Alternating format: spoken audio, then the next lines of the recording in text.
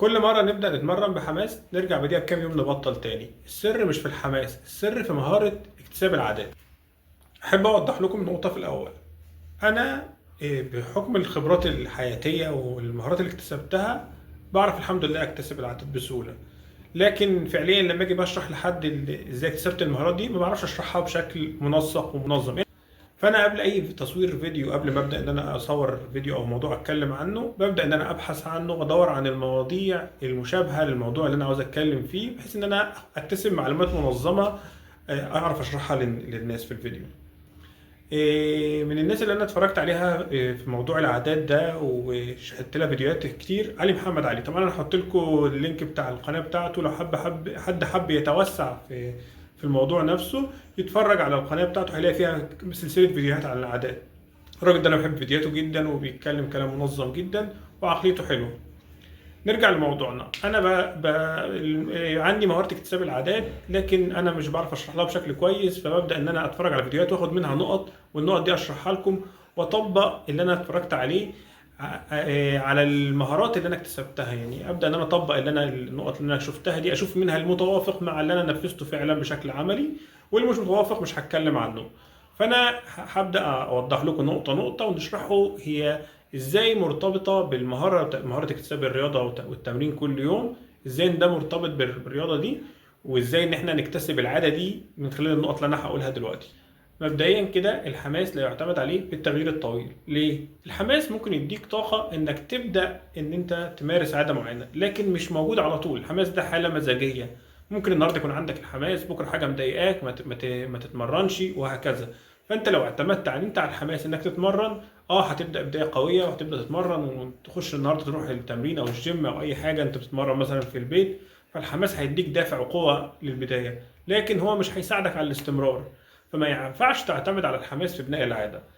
التغيير الحقيقي وبناء العاده بيعتمد على الخطوات الصغيره جدا، انك تبدا خطوه صغيره بحيث ان هي اقل من ان انت ممكن تفشل فيها. يعني مثلا في النموذج اللي احنا بنتكلم عنه عن الرياضه، انت ممكن تبدا بعدة ضغط واحده بس، بحيث ان انت صعب ان انت تفشل في ان انت تعمل عدة ضغط واحده كل يوم. الموضوع هيبقى سهل جدا، فما فيش مساحه للفشل. خطوات بناء العاده، ابدا بخطوات صغيره جدا. زي ما احنا قلنا من شويه ان لو بدات بخطوات بسيطه جدا صعب ان تفشل فيها. انا مثلا في النموذج اللي احنا بنتكلم عليه النهارده، اول ما بدات اتمرن كنت بعمل عده عقله واحده، رغم ان عندي مقدره ان اعمل 7 و8 كنت في البدايه. لكن انا لما جيت قررت ان انا ابدا بعده واحده لمده 10 ايام او 7 ايام، بحيث ان انت تكتسب ان انت كل يوم تعتاد انك بتتمرن عده واحده. اولا مش هيجي يوم مهما كنت زعلان او متضايق او مش مبسوط انك صعب انك تعمل عده، ومش هتعطلك حتى لو ما عندكش وقت، سهل انك تعمل عده واحده جدا. فصغر العاده في الاول هيسهل عليك جدا انك تستمر فيها بسهوله الايام اللي بعدها مهما كانت حالتك. تاني نقطة، بعد ما العادة تبدأ تتطور معاك خلي فيها مرونة. يعني مثلا دلوقتي احنا هنعمل 3 مستويات للتمرين. المستوى الاول ان انا بتمرن مثلا 10 عدات عقله. يعني انا دلوقتي بدات ان انا اتمرن واكتسبت العاده وهكذا، فابدا ان انا انظم العاده دي بحيث ان انا اخلي فيها مرونه، ان صعب ان انا ابطلها. اول مستوى المستوى اللي هو الحد الادنى، وبعد كده الحد الجيد، وبعد كده الحد اللي هو الرائع الواو اللي عالي جدا. الحد الادنى مثلا في العاده اللي احنا بنتكلم عنها، مثلا ان انا هتمرن، لو انا مثلا عندي قدره ان اتمرن 7 عدات عقله، فانا هتمرن تمرينه واحده 7 عدات عقله. طب انا الحد الجيد في الموضوع ان انا اتمرن 10 عدات عقله في ثلاث مرات، يعني 3 في 10. ده الحد الجيد. طب الحد الاقصى بقى واعلى حد اللي انا كنت متحمس جدا واجي انفذه، ان انا اتمرن 3 مجموعات عقله 3 في 10 و3 مجموعات ضغط برضك مثلا 20 في 10 في 20 في 3 في 20 اقصد 3 عدات في 20. وتمرين بيربي برضك، انا هشرح لكم تمرين بيربي ده عباره عن ايه، بس من التمارين المهمه جدا للكارديو، ان انا اتمرن 20 عده تمرين بيربي مع في 3 مجموعات. فده انا عملت 3 ليفلات. ليه بعمل 3 ليفلات وبعمل المطاطيه او المرونه في العاده دي؟ انا دلوقتي قمت من النوم ما عنديش طاقه ونفسيا تعبان ومش عاوز اتمرن، فلما اعمل الحد الادنى اللي انا هنفذه ده ان انا اعمل 10 عدات عقله بس مثلا، او 10 عدات ضغط بس، او 10 عدات بيربي، فالموضوع سهل مش صعب. وفي نفس الوقت مش هتحس بعد ان انت لو ما عملتوش، ان انت لما تعمل الحد الادنى ده مش هتحس بالاحباط ان انت ما عملتش التمرين كامل، فانت عملت جزء من الرياضه وحافظت على العاده. طب انا الحد الجيد اللي انا بعمله كل يوم لما اكون قايم من حالتي المزاجيه كويسه، او مش حالتي المزاجيه، اللي هو الطبيعي، حياتي الطبيعيه، بمارس الحد الجيد ده كل يوم. طب الحد الاقصى، انا النهارده عندي طاقه جامده وعندي قدره على ان انا ادي زياده، فاعمل كل الليفلات اللي عندي. فالمرونه في العاده بتخلي ان انت ما تقعش، ما تجيش يوم وما تمارسش العاده دي. انت كل يوم سهل جدا انك تمارسها. طيب والحد الجيد ده بيخليني ان انا المستوى او الليفل اللي انا عاوز استمر عليه. الحد الاقصى كنوع من التحميس ان انت تزود المستوى التمرين، بحيث ان انت تدي نفسك دفعه اقوى في الايام اللي عندك حماس، تستغل مشاعر الحماسه اللي عندك. من الخطوات المهمه برضك انك تدمج العاده دي مع عاده تانية. يعني انا مثلا بمارس الرياضه ازاي؟ انا متعود الحمد لله كل يوم اصحى اصلي الفجر، وبعد ما اصلي الفجر اطلع احضر كوبايه القهوه وانا قاعد اقرا الورد القران بتاعي. وبعد ما اخلص ورد القرآن بتاعي بقوم جاي ببدأ التمرين على طول. فأنا ربطت ده بعادة تانية، أنا متعود وأنا أول ما أقعد أخلص قراءة القرآن أبدأ إنه يخلص الورد بتاعي أبدأ على طول إن أنا أتمرن. فربطها بعادة تانية بيخلي الموضوع أصلا هي أنت عادة مثبتها من الأول، مش بتبدأهاش مع عادة أنت مش متعود عليها، لا أنت في عادة عندك ثابتة وتربطها بالعادة دي، بحيث إن يبقى سهل إن دي ورا دي على طول يبقوا مربوطين ببعض العادتين دول.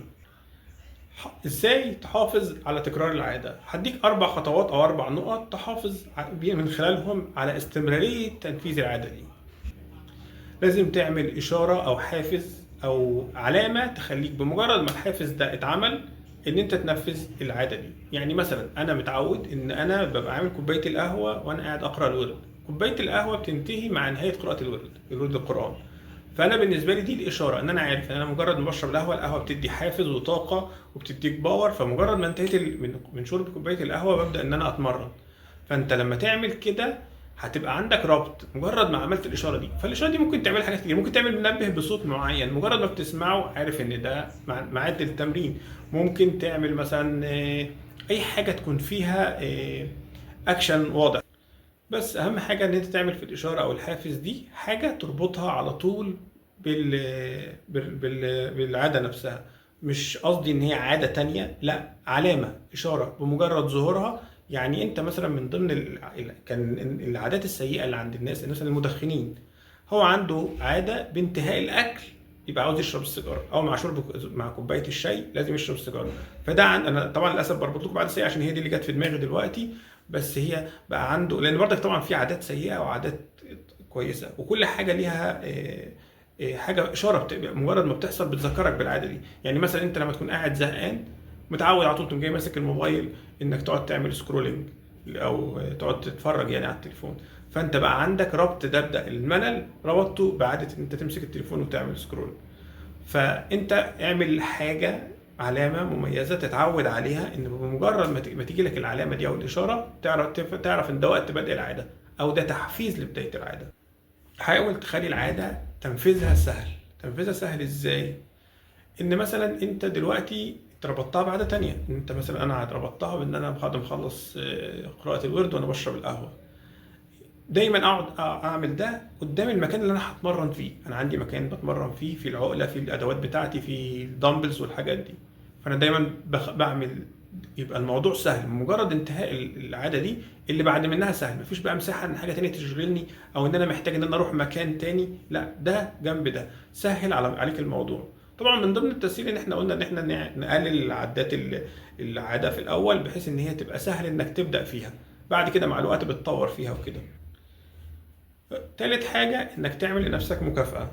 من ضمن المكافآت اللي الواحد ممكن يعملها مثلا في عادة ممارسة الرياضة انك تنجح في الوصول لعدد معين من التمرين، او ان انت توزن الميزان، انك بعد ما تخلص توزن نفسك وتشوف انت وصلت بعد التمارين دي لوزن قد ايه.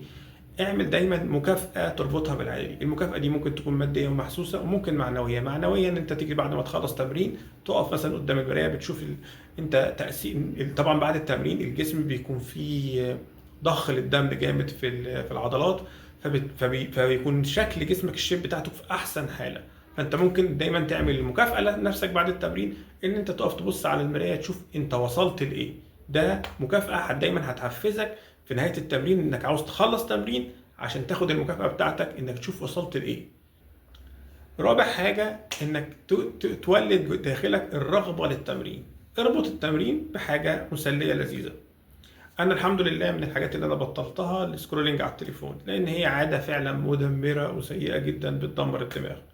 بس ممكن احيانا بسمح بيها اثناء ما انا بتمرن، وانا بتمرن بدي بيبقى في فاصل اثناء التمرين، فانا عشان يعني حاجه هي لذيذه وبعملها، فمجي ابدا وانا بتمرن بين كل تمرينه وتمرينه ان انا اقعد اعمل سكرولنج، او اشغل بودكاست خفيف كده لذيذ، فيديو مثلا على اليوتيوب يكون مش محتاج تركيز قوي، وان هو في مثلا موضوع مسلي، وابدا ان انا اشغله وانا بتمرن. فدايما اربط العاده دي بحاجه تشجعك، تولد جواك الرغبه. انت عارف انت وانت بتتمرن في حاجه مسليه بتعملها كذا.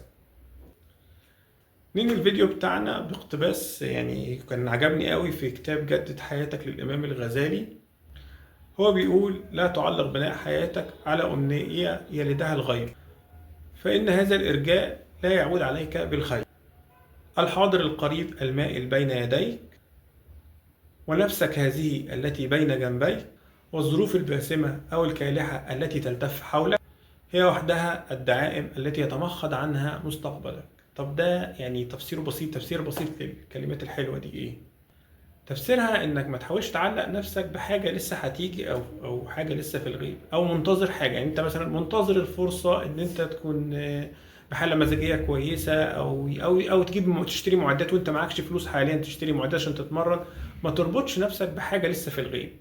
أنت دلوقتي في وضعك الحالي بظروفك الحالية، سواء الظروف الكويسة أو الظروف الكالحة زي ما هو بيقول، انت هو ده اللي هيكون سبب في مستقبلك. فانت دلوقتي عاوز تبدا مثلا، ما تجيش تقول انا لسه هستنى لما يكون معايا فلوس اشتري او اعمل، او هستنى نبدا يوم بعد راس في اول السنه الجديده، او بعد كذا، او بعد ما تحددش وقت معين. طالما نويت اتوكل على الله وابدا على طول. اتمنى ان الفيديو يكون عجبكم، ولو عجبكم يا ريت تعملوا لايك وتتابعوا، اعملوا متابعه للقناه، والسلام عليكم ورحمه الله وبركاته.